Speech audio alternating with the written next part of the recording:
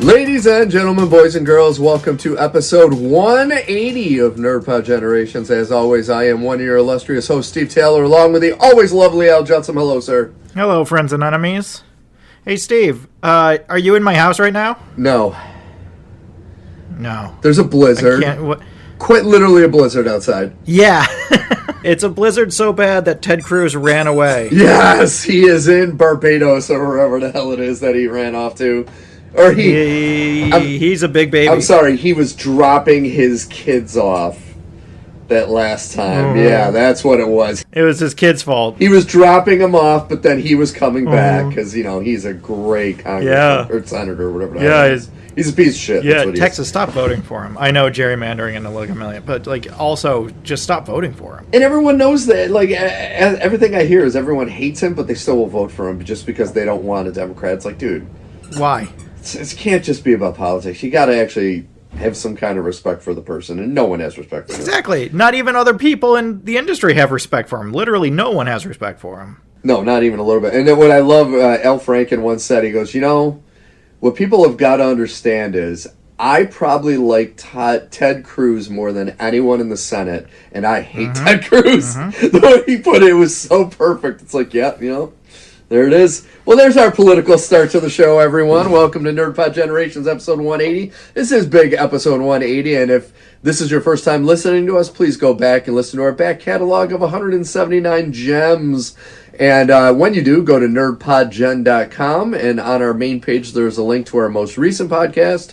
And there's also links to Spotify and Apple Podcasts, and also links to YouTube, where Al graciously uploads clips and full episodes of previous and current podcasts. Make sure when you go to subscribe to not only the podcast, but also to the YouTube channel. That helps us out quite a bit. Yeah. Also, let your friends know. We're just two normal guys talking shit about stuff that we like and stuff we don't necessarily like. Yeah, we get very upset about the things that we don't like, and we get very excited about the things that we like, and usually we get more upset about the things that we don't like than the things that we do like. But hey, you know, that's part of the fun. That's part of the challenge. And I have to say, Al, I went into the Patriots Broncos game tonight. I can't talk about planning to root for the Broncos. How'd that go for you? Because of your disdain. Yeah, and how'd that go? In the pregame, when they showed Jared Stidham's wife in her mink coat with her two girls crying their eyes out because they're terrified, but her and her friends more interested in getting photos on the field than getting her children off the field because it's freezing and they didn't have coats on, they had sweatshirts on. And it's like, these two girls were, I looked at that, I was like, dude, I don't want Stidham to win now. I don't have anything against the guy, I don't know him, but when I saw that, I was like, that's the worst thing I've ever seen. It looked like something out of the New Housewives of Orange County or whatever the hell they call it. I didn't realize you could pass on CTE to your significant other. This is important information that Haley Steinfeld should be made aware of. I didn't know she was pregnant, Haley Steinfeld. You didn't know she was pregnant? I did not know. I guess I don't pay attention that much to that stuff. It's been my entire feed for like 3 weeks now. Hey, let's just hope it doesn't look like Michael B. Jordan, but she did get very close in that movie. So no, congratulations to Josh and Haley. It's going to be a very attractive, talented child that comes from the two of them. Yes, undoubtedly. You know, I don't really have anything else. So there's Bills news from this week, but we're not going to report it because I can't stomach it. Dude. To go back to, I do want to close the chapter on this. McDermott has been fired, finally. Yes. After a year of me calling for it, after me giving him the nickname McDermottitis because fucker left you feeling red and irritated and scratchy and flaky and just like, dude fucking was terrible. So he's finally been fired, even though I still argue that what happened isn't really his fault. But someone pointed out Brandon Beane, who gave himself, this is the part that bothers me, Brandon Beane somehow gave himself a promotion, which usually means that the guy is no longer going to be the GM, right? You get fired by being promoted out of the position.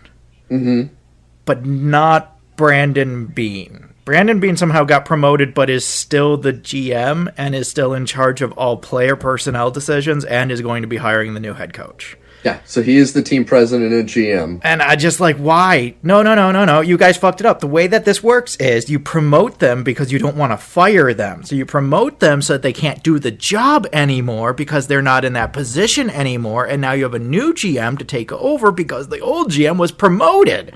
So he can't be GM anymore because he was promoted. Well, the Bills say, no.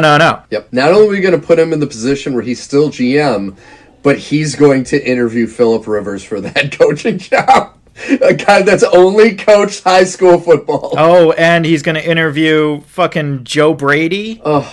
Joe Brady's interviewing for the job. Like, fucking a bunch of people that shouldn't be anywhere near the job. I still think they're going to give it to Brady. Oh, yeah. They're going to give it to Brady. I bet you they will. Oh, I'm sure. I think so, too. I think they're going to give it to Joe Brady for no reason at all.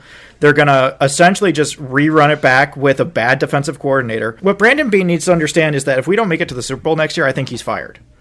This is your one mulligan. You don't get another one. Someone pointed out that in it's been 8 years since he's been there, they've had 2 Pro Bowlers drafted under his tutelage. And it's just like, what the fuck, man? What the fuck? What the hell? Like, this is a big problem in the NFL now. You do this thing where you only half wash the car. Yeah. You don't wash the whole car. And you say, well, the GM half, we're just going to leave that. That's fine. No. You got the whole thing. You wash the whole car. The whole thing has to be cleaned out. Not just one half. It's not just one half that was the problem. McDermott didn't choose the players that he had on the team. You know, he had input, but he didn't choose the players that would be on the team. Yeah. And then you have fucking Pagula over here making things infinitely worse by spilling all the tea. Yeah, saying that it's actually McDermott that chose Keon Coleman, when there's video showing Bean going, oh my God, we got our guy, I'm so excited. Oh my God, Keon Coleman ran slower than anybody wanted him to, so no one's going to take him. So now we can trade down twice to take him and get assets that you're going to cut that are never going to make the team because you got you got a 5th round pick? Oh God, it's so great, you got a 5th round pick. No one fucking cares, man. No one fucking cares. No. I don't know what your fucking problem is, but it's insane to me. The way that the Bills have gone about it has instantly crippled us in 1 week, and on top of that, the Patriots are going back to the Super Bowl. So it's going great. And the funny thing is the offseason quite literally has not started yet, and they've already had the worst offseason of any team in the NFL with their moves that they've made already. I'm truly in shock by the moves they made. Because, we almost got what we wanted. Mike McDaniel interviewed for a coaching position with the team, but he would only take it if he was going to be head coach. If they're going to make him offensive coordinator, he's just going to go to Los Angeles because he already has a job standing with the Chargers in LA as their offensive coordinator. Yeah. And so on top of everything else, you're late, so you don't get Stefanski, he's in Atlanta now. Fucking Harbaugh, he's in fucking New York. Like, all these guys are gone. So we're going to end up with Joe Brady. Yeah. Or, if we don't end up with Joe Brady, we're going to end up with Brian Daboll. And, I'm just... there's still time to hire Brian Flores. There is still time to hire Brian Flores. Didn't he re-sign with Minnesota? Maybe he did. I haven't been checking the headlines. I believe he re-signed with Minnesota. To be a defensive coordinator? Come on, give him a head coaching job, man. You know what, though? Some of these guys, I think they're starting to get the hint of, if I just stay as a coordinator, I'm still making millions, and I have a third of the pressure that I had as a head coach, and I can build something great that, a couple years down the line, I get, instead of having to interview with 7 or 8 teams for a head coaching job, I have people coming at me like Ben Johnson going, we're going to give you a job. Yeah. You just need to say you want it. Because he's still I think Flores is still in that mode where he has to interview and it's not just handed to him. Well, and Flores also has his lawsuit against the NFL that's still pending. That whole thing, which I think would probably be damaged if he did take a head coaching job. So there's also this idea that he's been blackballed from any other head coaching jobs because of that, which I'm just like, if that's the case, that's the dumbest fucking thing of all time. The easiest thing you can do is give him a head coaching job and you know, I'm sure the NFL would want to sweep this under the rug and move on and not have it be a black mark on their reputation. Yeah, I agree. No, I totally agree. Yeah, so right now the Rams game's going on. Last time I checked, they were down 7-3 to Seattle. I have not checked since then.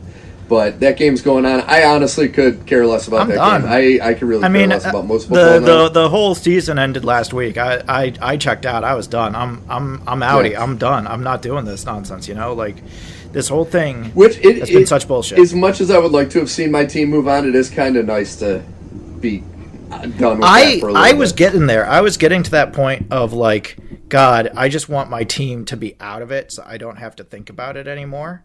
And now it's like, could we have gone out in a better, more, you know, less embarrassing fashion? I think that would have been nice, as if we could have gone out in a fashion that wasn't outrageously embarrassing and left us without a soul and wondering how many years we're going to have James Cook before we trade him for a second and a third. I do have to say, and people are not giving the Bills enough credit. They played a crazy game against the Jaguars, then had to fly home, fly cross-country on a short week, play the number one seed in the AFC with what, even today watching the Patriots game, the defense is insane. And they still got it down to the very end. You couldn't get fucking three. You couldn't get fucking three.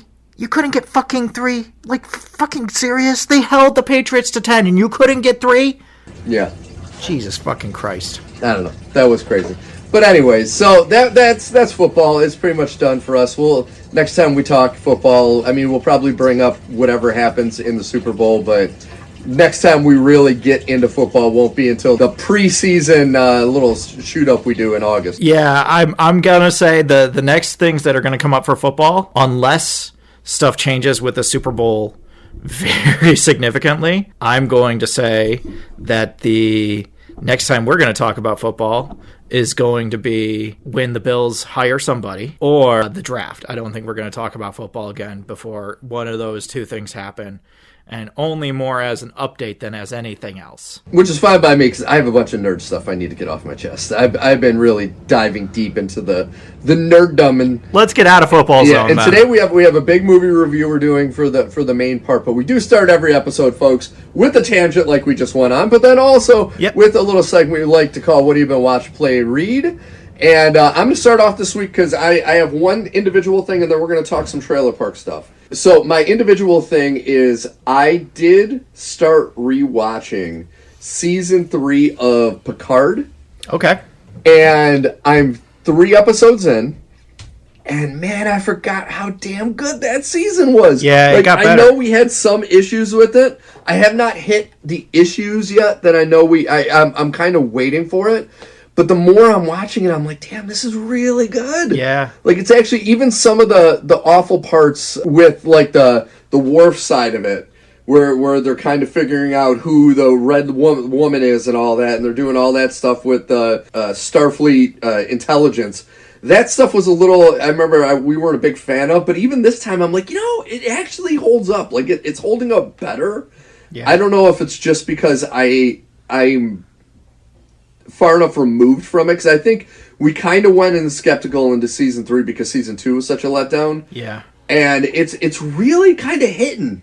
I remember really enjoying the parts that leaned into being a TNG reunion season. Yes. And really disliking the stuff with Rafi and 9. Like, the stuff with Rafi and 9 felt like such a drag down in terms of, like, what I actually wanted out of the season, and we kept on getting distracted by all this other shit with Rafi and 9, and I was like, I don't care about this. I also really still disagree heavily with writing out 3 of the main 6 characters from season 1 by season 3. 4 of the main 6 characters. Oh, yeah. Because you wrote out fucking Cristobal, and you wrote out Alison Pill, and you wrote out the Romulan that was a samurai. Mm-hmm. Like, just so many things that's like, oh, I like those characters. I didn't want them to leave. I kind of wanted them to hang around and be part of the show, but I guess they're gone now. Cool. And Alison Pill's the Borg Queen. Okay. Interesting choice. See, I almost look at this season as the sequel trilogy in Star Wars. So you had the first season, first movie, good. It was enjoyable. We had some issues with it, but overall it wasn't bad. Second movie, horrific, and we were kind of like, what the fuck is going on? Same thing with second season. We're like, what the fuck is going on? And then the third season where they're like, we just got to write out some characters. We just got to reboot everything. We kind of bring it and do a big fan service. But the difference is that Star Trek did it much better than what Star Wars did with Rise of Skywalker. Yes. And that's what I see with Picard Season 3. It's like they're like, dude, the second season was so rough. We just got to give the fans what they want. We just got to put everyone back together and just throw it out there. Because I knew for a lot of talk in the first season, when I saw a lot of behind the scenes, they didn't really even think they were going to bring the cast back of the OG series. Like, Frakes, he even saw it in an interview. He goes, I hadn't acted in years. I was terrified. He goes, I didn't even think I knew what to say. But then after the first season and then the second season went so bad, they're like, okay, we just got to bring everyone back. Yeah. And it gave us the fan servicey moments that I can't wait to see again. I am looking forward to getting back to those last few episodes where they're on the Enterprise, and it's kind of baller. I still love the moment when they go to the museum and Geordi is the curator of this Starfleet museum that's just all ships, and he just maintains all the ships in this museum.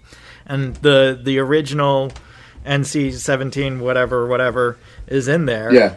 And I love that moment. That moment's so special. It's so good. And to hear that he just takes bits and pieces from other ships to rebuild the Enterprise, it's like, dude, that's so awesome. That's so Geordi. That's what I would see him doing. Yeah. So I've been doing that, and then a bunch of trailers have hit. So the first one, do you want to start with the least exciting or the most exciting? Let's start with the least exciting. Okay, so Super Mario Brothers movie. It's definitely a Super Mario Brothers movie. Which my kids are super excited. I'm interested in seeing if they can improve upon what they kind of laid out in the first one. They made a big deal of this second trailer being like a full Nintendo Direct, and I'm not joking, it lasted 5 minutes. It was like Miyamoto said a couple things. They showed a minute and a half trailer, and then the guy from Imagination said a couple things, and then it was done. And you're like, what the... we got up at 9... we were at 9 o'clock, we were all excited, and then it was done at 9:05. Yeah. No, I don't know why they did an entire direct for this. This just needed to be dropped like any other trailer. There wasn't anything even special. If anything, this muddies the water on what to expect from this movie. Because now... the first trailer comes out and they're like, oh, we're doing Galaxy and we're going to make it just like the game and it's going to be cool and we're going to go to planets you recognize from the game and here's Rosalina and she's played by Brie Larson and it's going to be really dope as it. And it's like, oh, cool, interesting. I'm not sold because this is kind of the bill of goods you sold me on the first one and it didn't, I didn't really get the delivery that I was expecting. And then this one... they're like, oh, we're going to do a direct. It's going to be huge. And you're like, okay, interesting. And then this trailer is all about Yoshi. This movie's going to have Yoshi in it. Like at the end credit scene at the end of the last movie was. We get to see Mario is like a dirt bike rider now. And he can do all the stunts and stuff. And they got these cool ponchos. And I'm just sitting here wondering what power-up they had to take to generate these the ponchos and the bikes and everything. Yeah. Like, was it like a special mushroom that they had to have for that? So they go into this cave that everybody would recognize from Odyssey, and you're like, okay, fan service. Okay, I don't mind this. They meet Yoshi. You're like, okay, all right, this is interesting. And then it just becomes like one of those high school dramas where there's like a new friend in the group.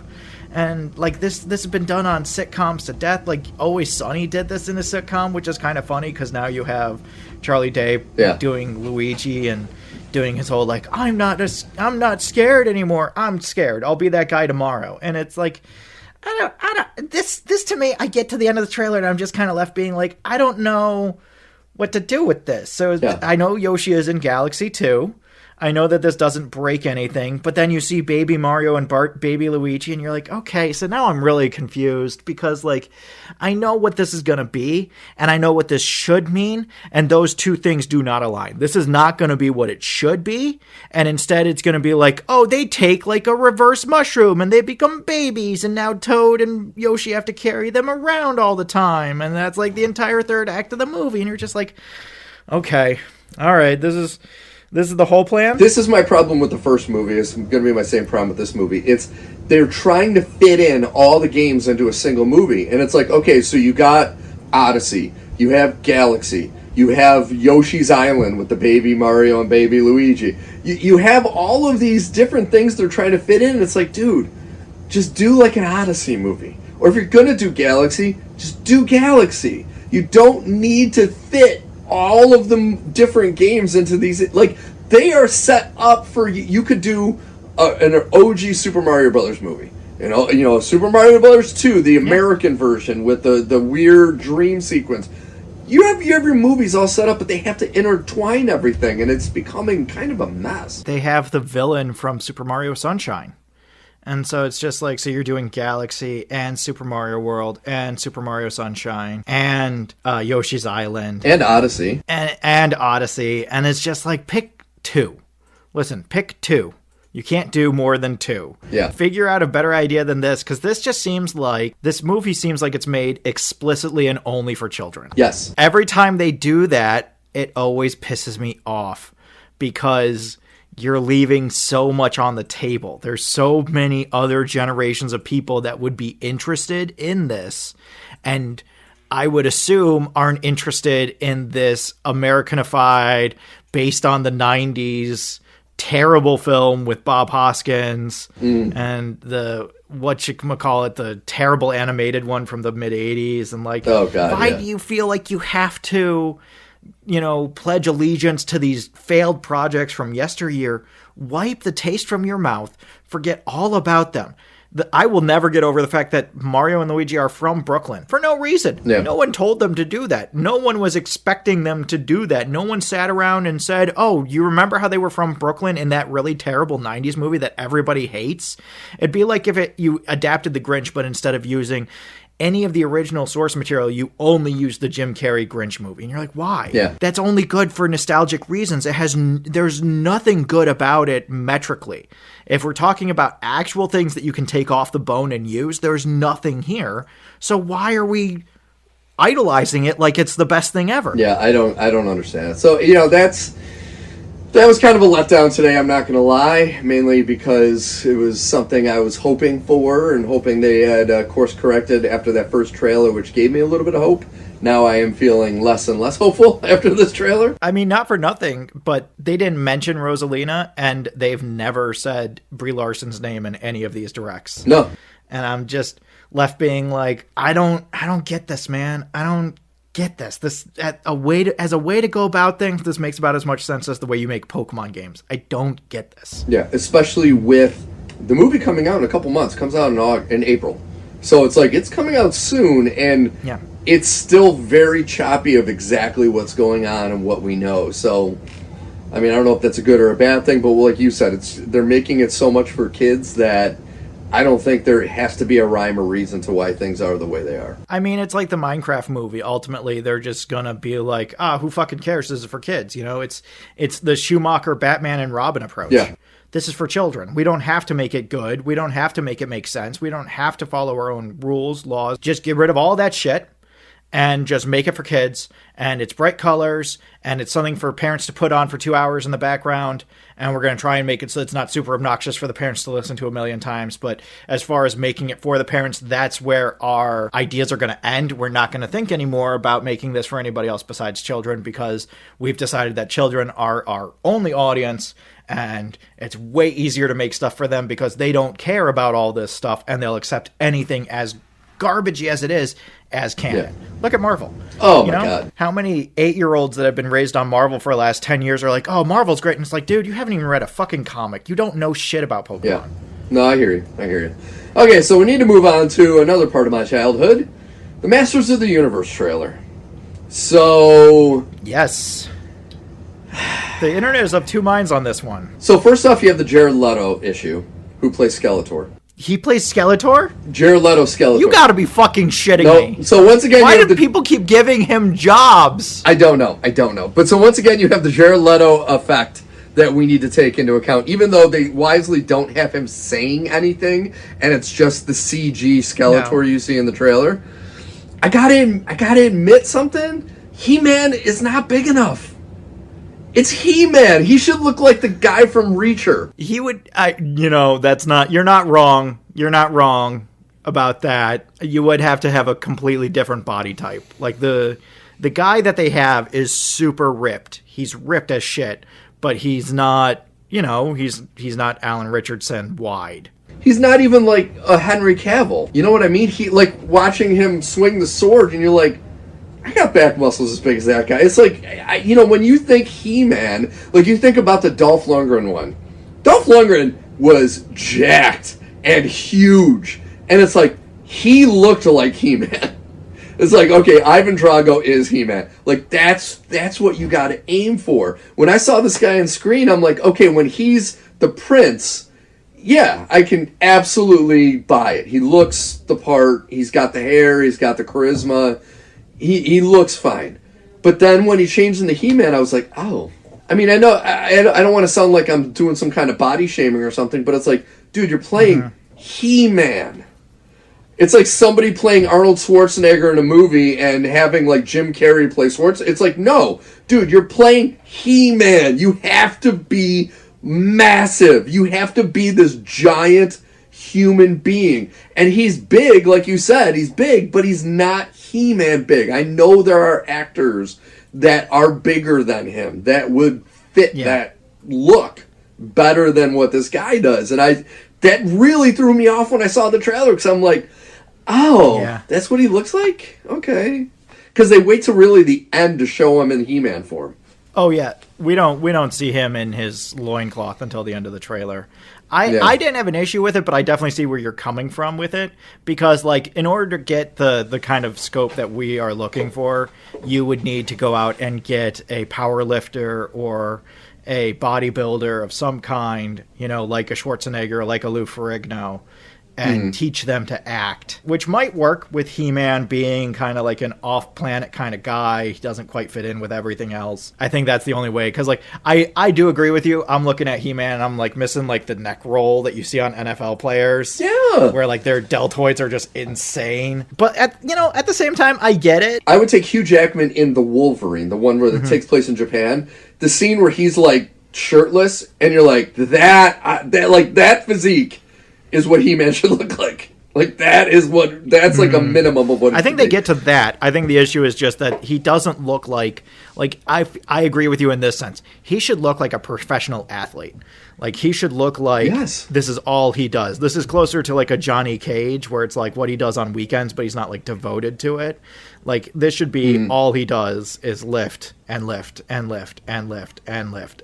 I think it's going to be fun. I like the cast a lot. I didn't realize Idris Elba was in this. That's going to be interesting. I didn't know he was Man of Arms. Like, that's kind of cool, him as Man. Even though I'm curious, because so Man at Arms in every iteration of He-Man, including the movie in the 80s, is a gruff old man. As much as I love Idris Elba, and I love him, and I think he's a fantastic actor, I don't get that vibe from I definitely get gruff old man. The gruffer older guy. Oh, I want from Idris Elba, 100% I get gruff old man. I don't know. I'll have to see that to You're thinking of Luther. He's not Luther anymore. He I think after Cats he stopped being Luther and turned into something else. You gotta bring up Cats. I don't want to think of him in Cats.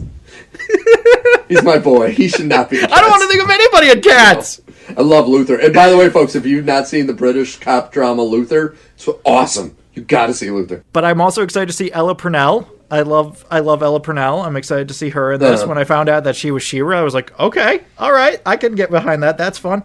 I'm always very skeptical, and I know that this is part of the He-Man lore, but I'm always very skeptical of a movie where the first act has to establish this is a guy from a magical land who is not in the magical land. He's on Earth, like New York City, Earth, like has to deal with cell phones and turnstiles, Earth. And now we're going to take him off of that Earth and put him on the planet he should be on. I'm like, can we just skip to the part where he's on the planet that he should be on and we can just not do all of the Prince Adam stuff? Like, I get it. I get it, and I'm not saying it's wrong to do it. I'm just saying, like the Super Mario Brothers movie, that to me is always the most boring, tawdry, unnecessary part, because it's either dumb and has no basis on what's going Yep. on, or it's this hanging thing that's going to come back later, and you're like, but I don't want to go back to Earth. I don't want to have to save 2 planets. I don't want to do this whole thing. Can we just have it be in this magical world of Eternia, and we don't have to do all the other stuff? Why can't we do that? Why is it important that Adam works a minimum wage, mid-level office job? Like, I don't think that's important. I don't think we have to do that. That was cringeworthy. Why are we doing that? To put him in a pink shirt? Why are we doing this, man? Yeah, that was cringeworthy. I hated that, and I agree with you 1,000%. I wish, like, it is as much as there are issues with the OG Masters of the Universe movie, I still prefer that where they start off on Eternia, and then they go to Earth. But it's like, okay, so these are magical beings in a magical land, and then they go to Earth. Instead of, oh, I had to send you to Earth to protect you, and you're growing up as a human, and and it's like, really? It's so painfully obvious that they're doing this just for comic relief. Like, they just want to get these funny fish out of water scenes and all this crappy comic relief, and it's like, dude, it's terrible. I just don't get it, and it slows everything down. Now Adam has to be the audience surrogate and be shocked at everything that he sees. Oh, I can't believe that. Your name is Man-at-Arms? What a weird name. Oh, my God.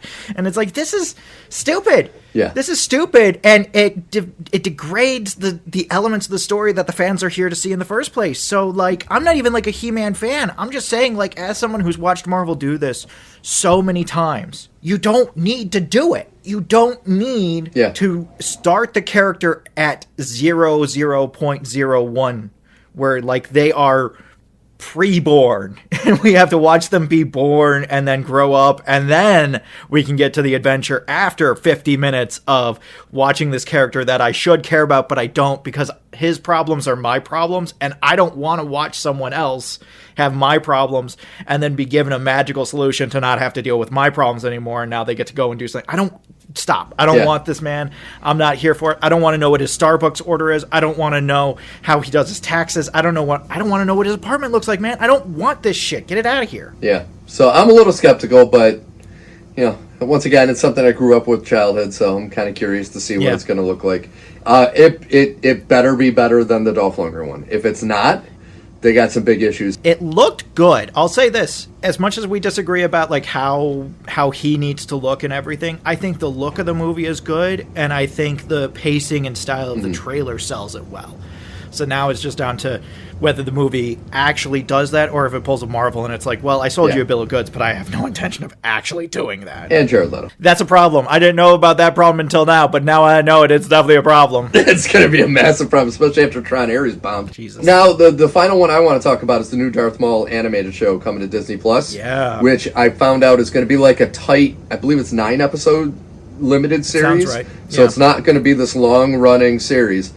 Dude, that looked amazing. That is what we've finally been waiting for from a Star Wars story. Yeah. That is everything that we've been waiting for. And, like, I have always been at odds with the Clone Wars style. I don't like it. I think it's not only ugly, I think it does a disservice to the stories that they're telling. I think it limits the emotionality of the characters.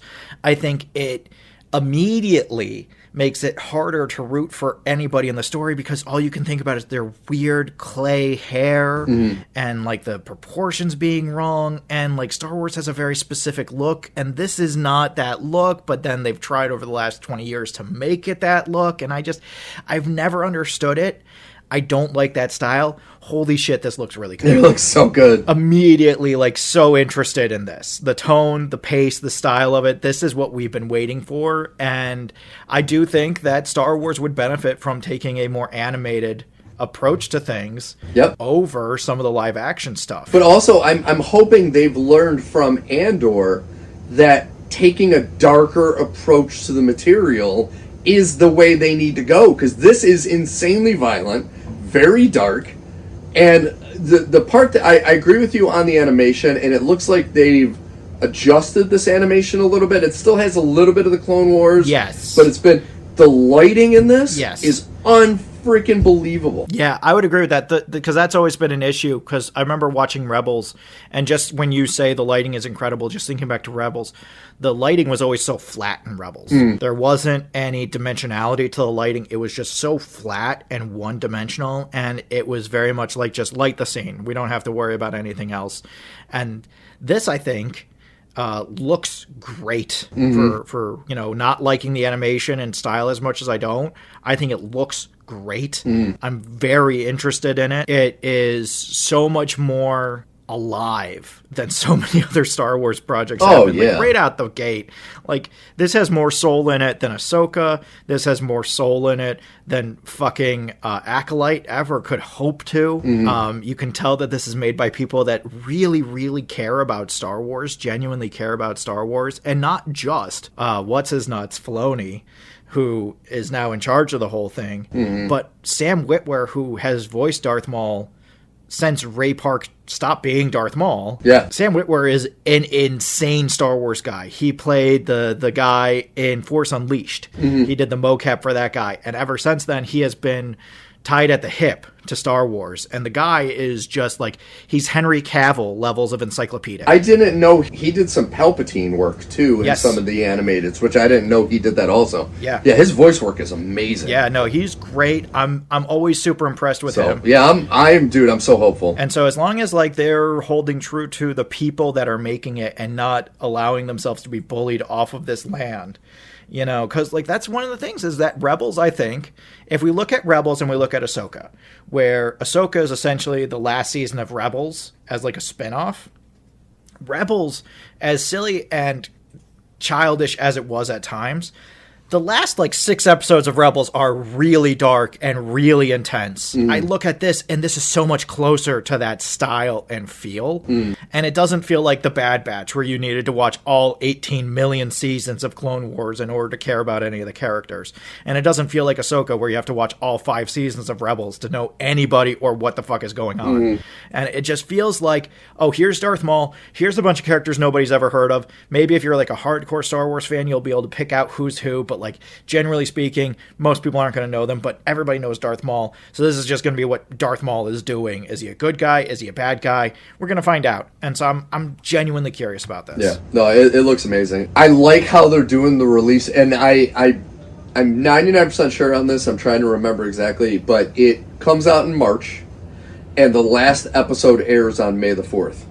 So it's like, that is... Oh, nice. Kind of awesome that they timed it out to go exactly to that date. Yeah. It's like, dude, that's like you're saying, it's that little nerdy touch that only a true fan would really appreciate. Looking at Rebels and looking at Acolyte are a great way of defining what's wrong with Star Wars right now.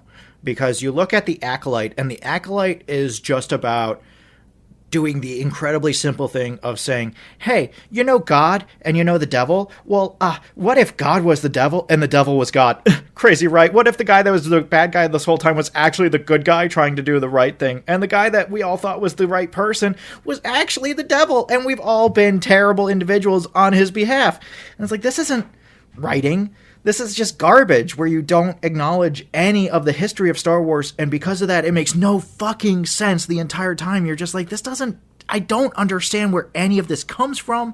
The motivations are wrong. The characterizations are wrong. It's like someone who watched Star Wars 50 years ago when it first came out was tasked with writing Star Wars without ever having seen or read or acknowledged any other Star Wars material. And they were like, yeah, I think I remember how that goes. And then, I didn't care about it, so I'm going to change it and make it my own. It's like, that's bullshit. Where Rebels explores a lot of the same ideas of, like, what is the Force? Is the Force just the Jedi? Is the Force just the Sith? Is the Force more than the Jedi or the Sith? What does it mean to be Force sensitive? What does it mean to be included in this world? What are Force powers? What are the upper levels of what a Force power can be? What can it do? What can't it do? What are the moments that are going to, the Force can kind of make up for a middle ground there, but it can't fully transmute you into a god. Like, there was a lot of, let's explore the actual world of Star Wars. Let's explore the world of the Jedi. Now that the Jedi are gone, let's explore what that world means and what it means to the people in it to not have the Jedi there. Also what it means to the Jedi to have been eliminated and to have to reconfigure what they see themselves as in the society and as a part of the Force. And it's just like Acolyte wanted to have those conversations and did all of it the wrong way.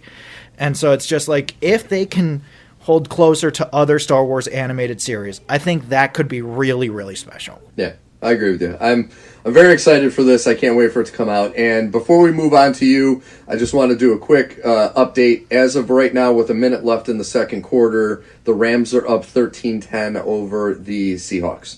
So yeah, that's going into the half. So it seems like an exciting game.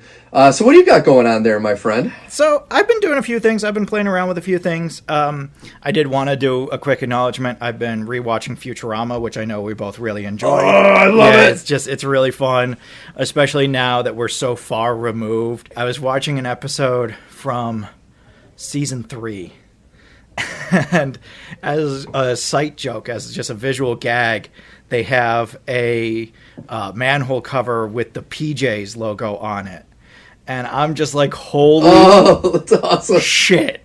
Holy shit. And I did the math, and I was like, oh my God, this show came out pre 9/11. It's entirely possible that this episode came out pre 9/11. Like, that's how long ago the early seasons of Futurama were.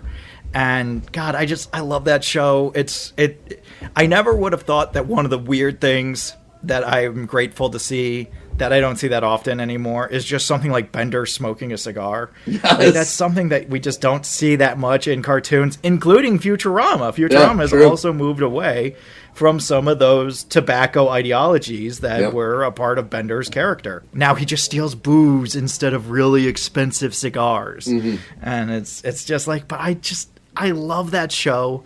It's so full of nostalgia for me that I can't separate the two. The resilience of Futurama is something that should be studied. Oh, yeah. The fact that it just doesn't go away, it never goes away. Someone always is like, but like, it's pretty cheap and it makes money, so like, we could try it, right? Yeah. We could try it. What are we going to lose? Let's just try it. And they were genius. Let's do 10 episodes. 10 episodes, quick episodes. When the first run went off the air and they made those animated movies, those were amazing.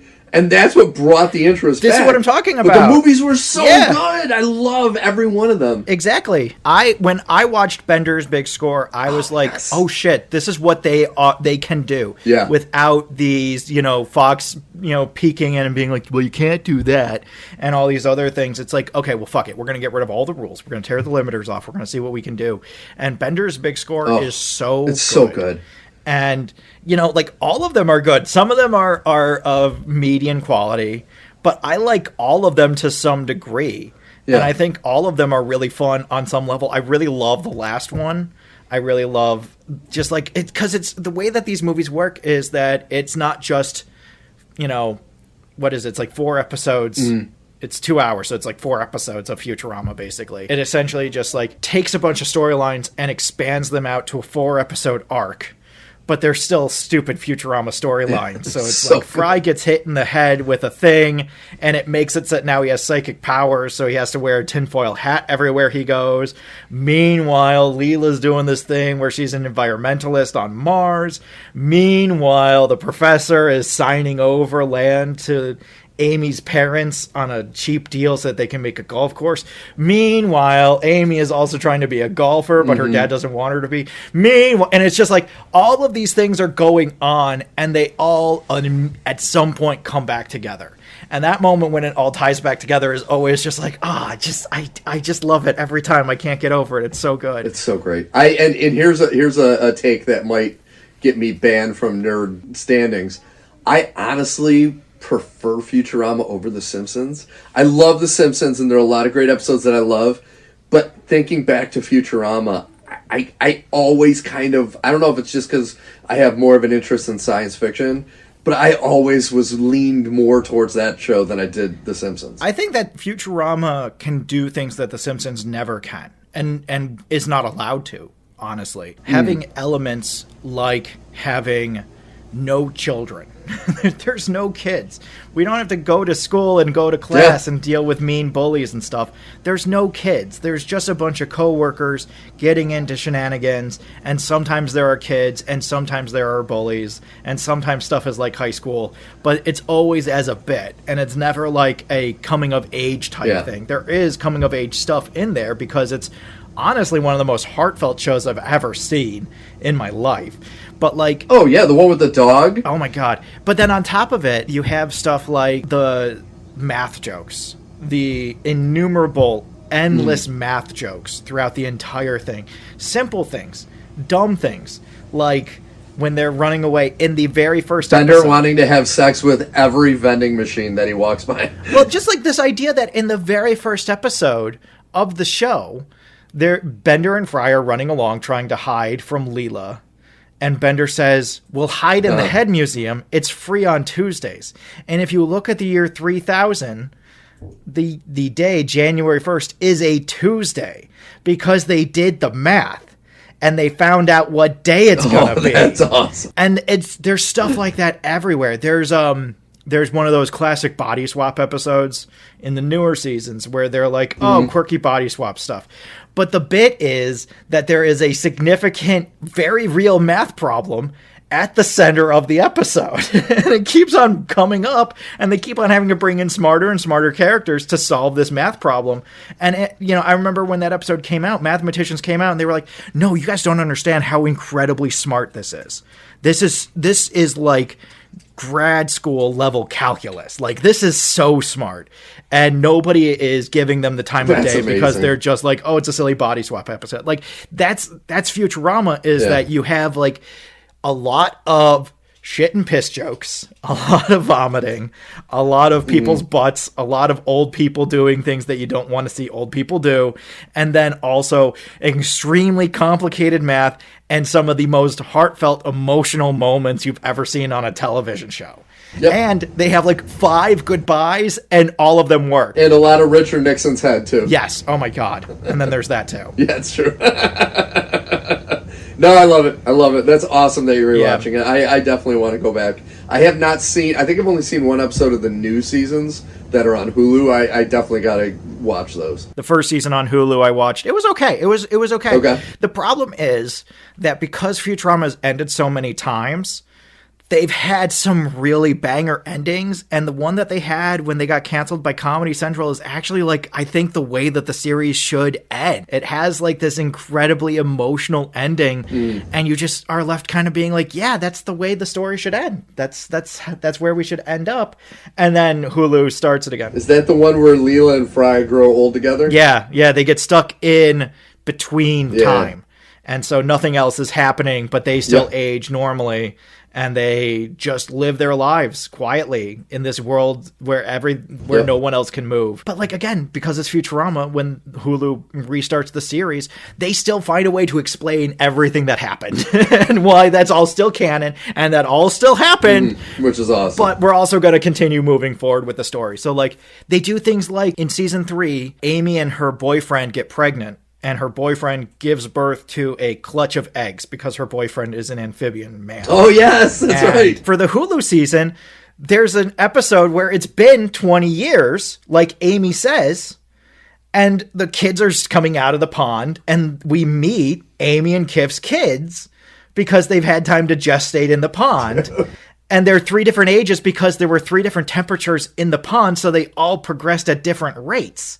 And you're just like, God, this is so smart. Oh, my God. Why is this stupid piss and fart joke show so smart? This show shouldn't be this smart, but it's so good. Yeah. So I fucking love Futurama. That's amazing. I've continued playing Indiana Jones in the Great Circle. I always want to call it the Golden Circle, and then I have to remind myself that that's Kingsman. I do enjoy this game a lot. It's been very nice being able to shoot Nazis for a myriad of reasons. It's always a good thing. Yeah, but I will say it suffers from a lot of the same problems that a lot of modern games have, which is that the control layout is kind of a mess. There are so many actions and like 8 buttons. And so it's a little bit of a mess at times trying to get it to do something. In the game, you have 2 different types of weapons. You have non-firearms and firearms. So pretty straightforward, right? If you're wielding a non-firearm, you can sneak kill a guy, right? You can just go up and knock him unconscious. Cool, great. If you're wielding a firearm, you can do that, but only if you stop wielding it as a firearm and start using it as a club, which is a button that you have to select before you start trying to do your stealth kill. I see. And so you're just like, okay, but like if I go up to a guy and I'm clearly trying to stealth kill him and I push the button to attack, can't you just see that I'm trying to do a thing and be like, oh, he's trying to sneak kill, let me just knock this guy unconscious without firing my gun? No, the game can't do that for you. When you jump up on something, the game has it programmed so that when you jump up on something, it's because you're trying to sneak around. So you automatically go into crouch mode. Okay, cool. I kind of see the benefit of that when you're trying to sneak around. But it also means that if you are next to a ledge that you have to continue to climb up, you're in crouch mode. So now you have to uncrouch and then climb up, and now you're back in crouch mode, and now you have to uncrouch and then climb up. And it's just like, why do I auto crouch every time I climb on something? Like, there's just a lot of stuff where you're just like, this just like, it's not bad and it's not a problem. It's like how everything is in first person and there's no way to change that. It's not bad and it's not a problem, but it does recharacterize the flavor of the game a lot. And not in a good way, in a kind of like a, man, I wish this wasn't so buggy kind of way. That makes sense. Great Circle's been fun. I'm really curious to see where it goes from here. I will say it's very slow, not because of the pacing of the game, but because it's hard to find where you're supposed to be going. And there's a lot of sneaking elements to it. So it's just like, okay, so I snuck into this place, but I wasn't supposed to be here. And in fact, I was here 20 minutes ago, but because I don't have a map that I can look at and a compass that I can sight, I don't know where I am all the time. And so I'm not sure. So it is at times a little frustrating, but I do like it. And I look forward to continuing to play it. The last thing I wanted to talk about was, as a launching point to our review that we're about to go into, I watched Prey last night. Yay! Because we're covering Predator Badlands this week. Yep. And so I watched Predator Badlands. And then after watching that, I was like, man, I really want to watch Prey. So I watched Prey yesterday. And God, I love that movie. It's so good. That movie is just so good. It's just so good. It's something as simple as when you get to the end credits, and the end credits show you the entire movie, which a lot of credits do, but then they show you what happens after the movie ends. And you're just like, oh, not as a scene, as a single image. And you're like, oh, okay. Well, that changes how that ending felt now, doesn't it? So I love that movie. I love that it does kind of get caught in a little bit of a circle of Naru being like, why doesn't anybody take me seriously? And everybody being like, we don't take you seriously. And Naru being like, why doesn't anybody take me seriously? And everybody being like, we don't take you seriously. And then everybody dies. And Naru is responsible for saving anybody who's left. So now they better take her serious because they're all dead. Yeah. So it's just like, once everybody dies and there's no more like, you're full of shit, Naru. You don't know about anything. You're a woman. You can't do it. Once we get past that point, the movie really kicks. But like, I really love that movie. I love how quiet it is, how it just allows these long periods of silence. And just, God, I just love that movie so much. Amber Midthunder is so good in it. And you just like, you see so many different facets of this life that she's in, and the sordid history, shall we say, of the American Southwest. And just so many elements of it that tie so well together. And I love it. And I agree with you 1,000%. And the thing, I know we talked about this last week when I brought it up, but the pacing of the movie is so dead on. It doesn't overstay its welcome. It doesn't have these long, drawn-out scenes that you said, I could cut a couple bits here and there. It's very clippy, and then when you think, you know what? I wonder how much is left in the movie. It's done. And you're like, oh, okay. Well, that's good. Yeah. Yeah, it's just, it doesn't overstay its welcome at all. No. Because, like, in that way, where you have a scene where a bunch of men have been sent to bring her home because she left to find this monster, and now everybody at home is worried, so they sent a bunch of men to bring her home, and all the men are like, oh, you don't know anything about anything. There's no monster. What are you talking about? Oh, it killed a bear? Oh, my God, you're so full of shit.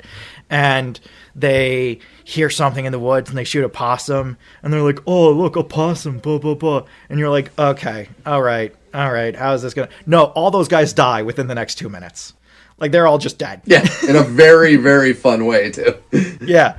And so it's just like, okay, all right. This is like, we're not going to get stuck in this stuff. It's like that scene where, you know, the guy runs off to take a shit, and we run into him as Naru is running from the Predator, and he's like, don't worry, I got this. And she's like, no, he's got us. We need to run. And it's just like, there is no fat on this. It just moves. It just moves so fast. Yeah, it's so good. So good. All right, so speaking of which, nice transition. That's what I did. Let's talk about Predator Badlands. I'm kind of torn on this movie. Okay. I wouldn't say I disliked it. I would give it a solid B. Okay. I think tonally, like, here's the thing I would tell anyone going to see it. Don't go into it thinking you're seeing your typical Predator movie. Okay. That's not what this is. No, I can see why you would say that. Not even a little bit is this your typical Predator movie. Yeah. This is more learning, like, what the Predator characters are like behind the scenes. And you're seeing a weaker, per se, more emotional Predator, because since he's the runt deck, he has that chip on his shoulder where he has to prove himself, and he tends to be a little more emotional. And he's also been rejected by Predator culture, so he doesn't he becomes more open to other ideas than we usually would see a Predator. But I like it for that. I like that the very first thing we get is this Predator proverb, and the definition of what race the Predator is, and it's Yautja. Yautja, yes. And it's like, okay. This is awesome. Cool. I'm cool with this. Yes. Let's go. And then we see him training in the cave with his brother. It's a great sequence. That opening was awesome. I love the opening. This is an A+ for me. It might be my last A+ of 2025. I really like from jump. I was so into this movie. The reason it was a B for me, and I'm gonna give you my quick little blurbs on this. Thea, Ella Fanning's her let's say her good guy character in the movie. Her kind character. I thought was annoying as shit for the first 20 minutes. I wanted her to just shut up. Oh, really? Oh, I wanted her to shut up. I'm like, dude, I can't take... I love her. She was like the kid in the car going, oh, so why is this in? Why did it in this and that? And just wouldn't shut up. I was like, oh my God. First off, okay, so when she tackles the bird and stabs it, how does she fly through the air? She can barely move in every other scene. She's a robot. No, but she has no legs, and in every other scene, she's like barely walking around on her arms. But for some reason, she could flying through the air. I could see her taking the high ground because she's in this nest. I could see her taking the high ground and throwing herself because she does have super strength.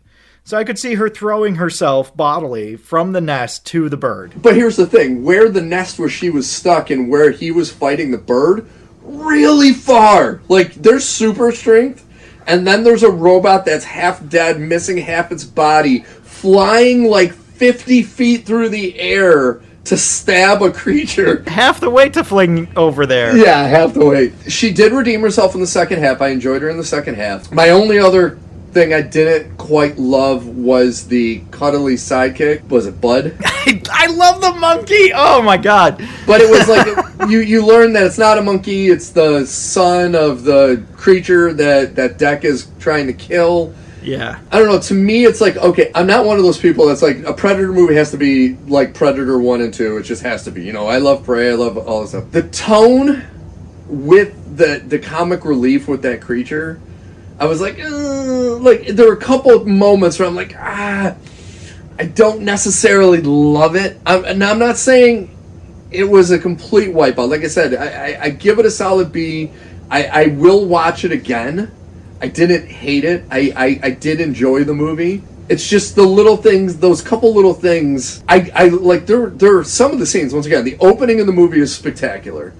And then the fight scene at the base at the end was awesome. Like, I love how they get away without making it rated R. It was PG-13 because he's killing robots and all the blood is white. And so he's, like, literally ripping their heads off. And that, you know, she's, like, ripping arms off and stuff. And I was like, Jesus, this is insane. But, no, it was, you know, I definitely, I walked away from it saying, you know what, I'm happy this movie was made. I wish they would lean more into the Predator lore after this.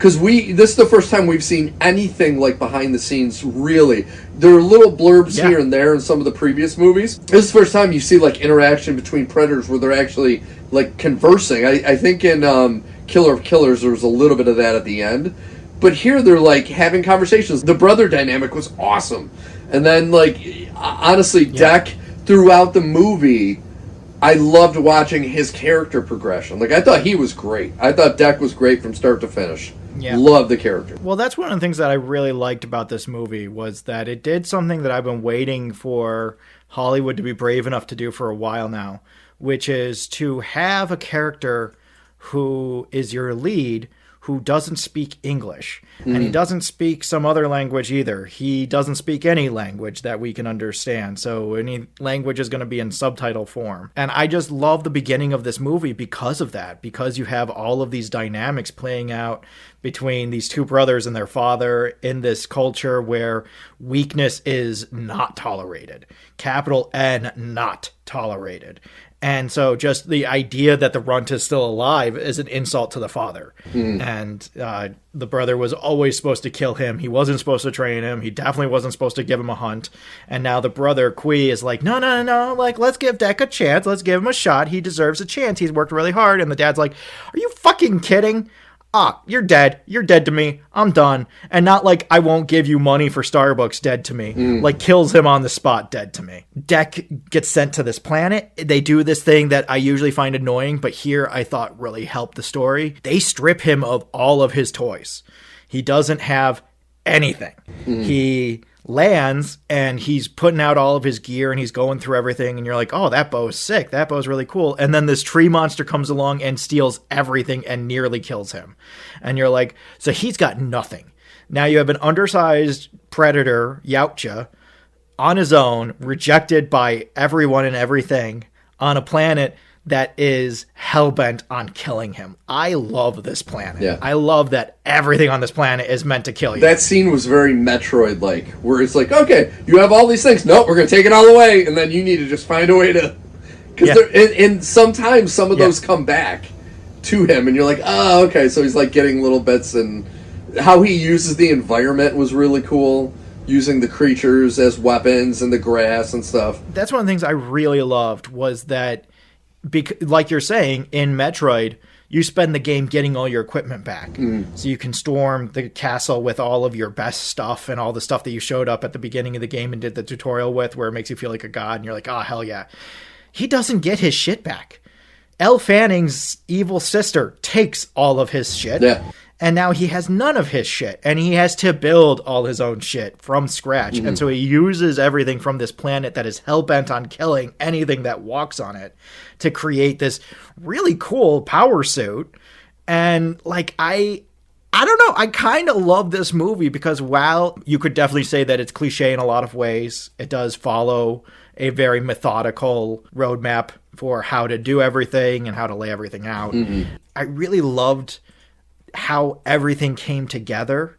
I didn't find Thea's character annoying. I can see why people would find her annoying, but I don't know. It might just be that it's Elle Fanning herself. I'm not sure, but I find her charming. And so I found Thea charming, but that's also the kind of girl I was attracted to in high school. The kind that was very nerdy and didn't shut up and was just like kind of Rapunzel first time out in the world. And I was like, all right, I kind of like this person. I kind of find her funny. The scene with the buffalo, oh god, yeah, the indestructible buffalo, that was dope. He comes on this animal feeding, and it's feeding on glass shards, and all the grass is made out of glass. And you're like, oh, this is really dope, man. This is so fucking, like, fuck Avatar. Who needs to go to fucking Avatar world? This is so much cooler than Avatar. No, I was going to say, when Deck kind of going off of what you said, when Deck, he gets to the top of this mountain and kind of looks out at the landscape, and you see all these creatures, it was very video game-like. Where you're like, oh, there's this big, massive thing hanging from the bottom of a cliff, and then there's these birds, and all this stuff you're going to have to kill. It's like, oh, dude, that was so much like a video game. They should just make a video game. This movie was a real-time video game. Oh, yeah. Like, it's one of those video games where the entire thing is just real-time events. And you just have to play through all the real-time events and hit the one button at the right time. Because it felt like a video game from start to finish. Not in a bad way. Not in a tawdry way. Yeah. Not in a, there's not enough story here to fill a thimble way. But in like a interactive, you felt immersed in the story. Like, it felt like it pulled me right in, and you are playing through with these characters like you do with a video game. And, you know, it helps that he's making a lot of the same decisions that you feel like you would make as a player character, because he is kind of up shit creek and doesn't have a whole lot of options to his name. He's going to have to just take it as it comes. I love the moment where Thea is trying to convince him to bring her along. He's like, why would I do that? That's so stupid. It's weak to have another person who I have to take care of. I'm not going to do this. Yautja do not show weakness. I'm not doing this. And she's like, well, technically I'm not a person, so technically I'm a tool. So technically I'm just a tool that can help you do what you want to do. And he's like, I use tools. Yeah. I use tools all the time. Yeah, you're an incredibly loud, talkative tool. And so anytime she won't shut up, he's like, you need to shut up. Yeah, and he refers to her as a tool through the whole thing, and that's awesome. So I do have one spoiler. I had one other little gripe, and this was a spoiler. So for those of you who have not seen it, just stop for like 2 minutes. The most satisfying ending to this movie was that the father dies, that was going to kill him and that killed his brother. I did not want Bud to bite his head off. I wanted Deck to actually be the one to kill him after that awesome fight they had. And then for Bud to just bite his head off, I'm like, no, dude, you're supposed to like get your sword and cut his head off or something. Like, the Deck killing the father was like what I was so waiting for. And then when Bud just did it, I was like, ah. Well, you know what I took away from that? Okay, I was kind of let down a little bit. I took away from that it was because at the beginning of the movie, when Deck is picking his quarry for his hunt, the reason he picks the Kilisauki or whatever it is, I can't remember what it is, but it's not like that. Because the dad was scared of it. Is because the dad was scared of it. And so I think that it's the ultimate conclusion of the dad's worst fear is being eaten by this monster after losing to his runt of a son. And so it's kind of the ultimate humiliation for this father from Deck to be like, not only did I beat you, but I'm going to have the baby of this creature that you are scared of. Not the creature itself, but the baby of this creature eat you. And that's how I'm going to win. So I did kind of like that. I agree with you. It would have been very satisfying to watch him chop off the father's head and then walk back to his clan and be like, okay, on to the next thing, whatever it is. Yeah. But at the same time, I didn't mind it being Bud that ate it. But man, I did love that monster. That monster was so cool. The monster was awesome. Again, the creature design in this game, I called it a game, in this movie are impeccable. They're so good. And what I did love about that is the ignorance of the father, who was so afraid of the monster, but then when Deck shows up with Tessa's head and says, I got my trophy, the father poo-pooed it, not knowing that Tessa actually had caught the monster, and she killed the monster. So she really was the bigger threat. And that was like, oh, that was such a great. Only if that idiot knew that his son actually killed the biggest threat on that planet was freaking awesome. Yeah, exactly. Like, I really love the symbology in this movie. I think it's very silly. I did laugh out loud.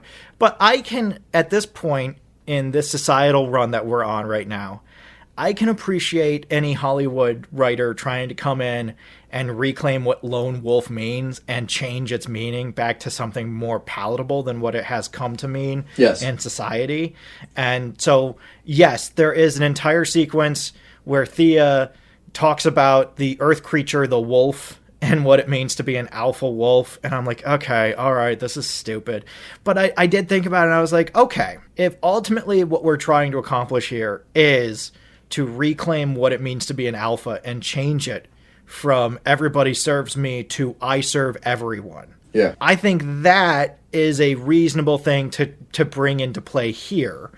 I'm going to assume and take it as that, because otherwise it's outrageously stupid. Yeah. I hear you. So instead of saying it's stupid, I'm going to say it was done with purpose and meaning, and I really like the meaning. Otherwise, it is really stupid. It does genuinely take away from the moment. And I have to throw out this Easter egg, 'cause I was unaware of this, and I'm on IMDb right now looking at the very short cast list. The Duffer Brothers that made Stranger Things were the voice on Kwai's ship, which I had no idea. That's awesome. I saw that too. I didn't realize that either. No, that's one of the things, is that I think that this is, in many ways, for better or worse, it is a referendum on what Hollywood can and probably will be in the next 15 to 20 years. This movie has a cast of 3 leads, really 3 primary actors, and then a bunch of red shirts. But Elle Fanning plays both Thea and Tess, who are the good character and the bad character.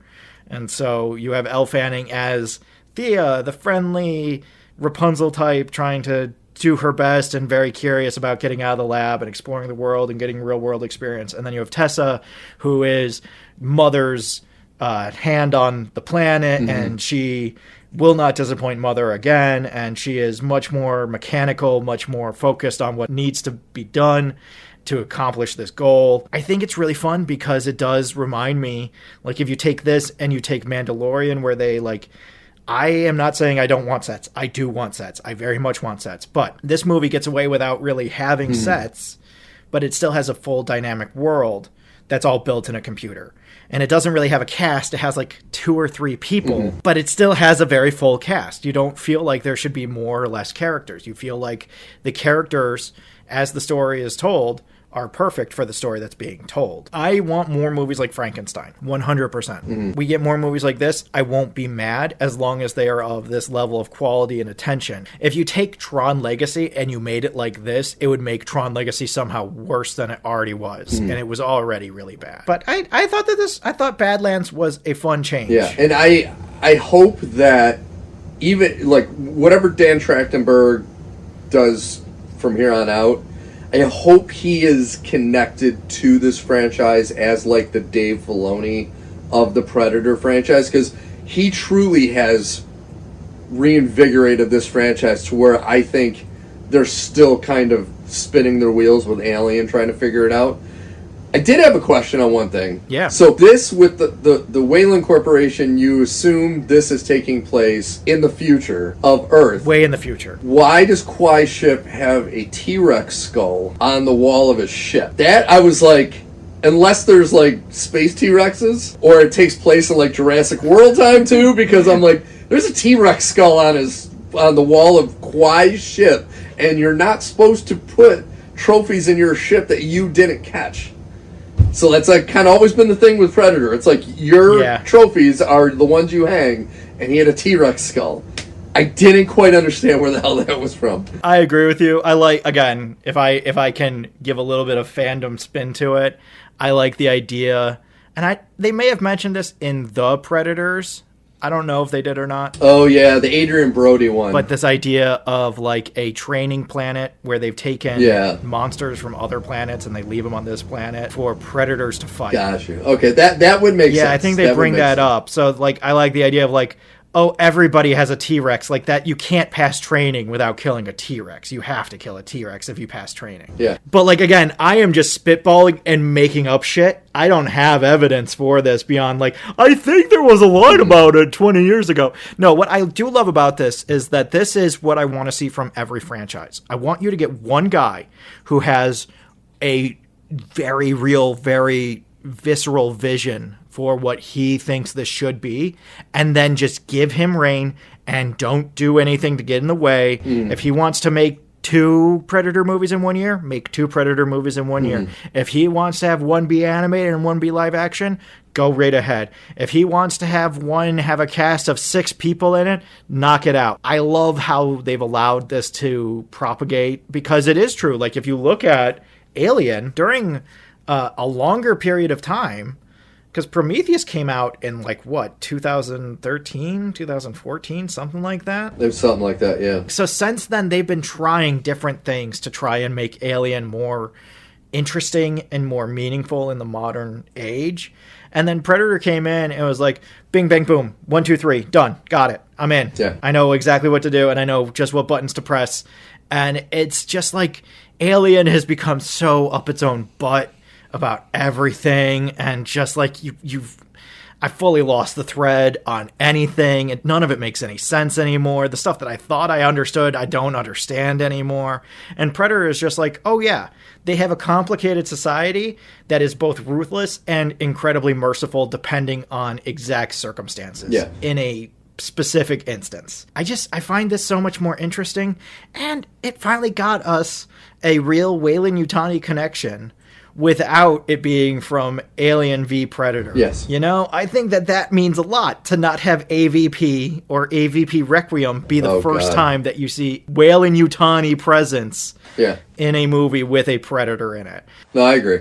Because I did get stuck on that too, of like, what year is it? It feels like we're so far removed from anything we should know. Yeah, I have no idea. But it was good. It was good, folks. We highly recommend you seeing it. Yeah. And that was it for our show today. We have a little bit of a shorter show, which is not the worst thing in the world because my back is killing me and I'm sitting in a cold basement right now, so that's not doing a lot of help. You got to get out of that chair. Yeah, I know. So, once again, this is NerdPod Generations, episode 180. We really hope you enjoyed, everyone. We enjoyed bringing these to you. Next week, we will be back together in one room and staring in each other's eyes as we spit wisdom at all of you when it comes to nerd culture.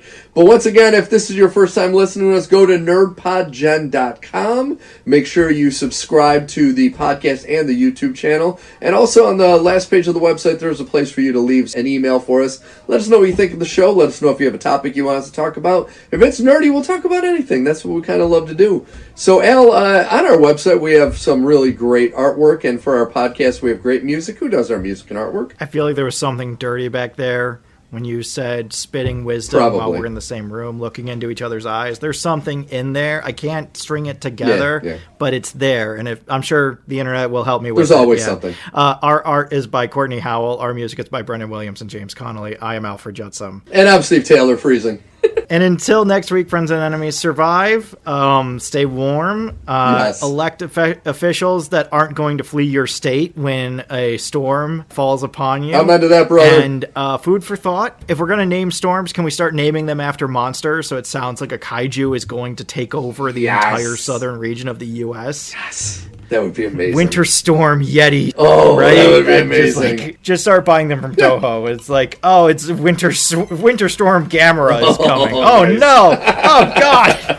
All right, folks. Have a great week, friends and enemies.